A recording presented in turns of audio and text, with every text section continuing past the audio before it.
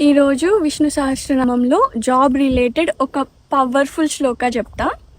మీరు చాలా కష్టపడుతున్నా, స్కిల్స్ ఉన్న, ఇంటర్వ్యూస్ అటెండ్ అవుతూ మీకంటే తక్కువ స్కిల్స్ ఉన్న వాళ్ళకి, తక్కువ హార్డ్ వర్క్ చేసిన వాళ్ళకి జాబ్ వచ్చి మీరు మాత్రమే స్ట్రక్ అయినట్టు ఫీల్ అయితే ఈ శ్లోకం మీకు చాలా బాగా హెల్ప్ చేస్తుంది.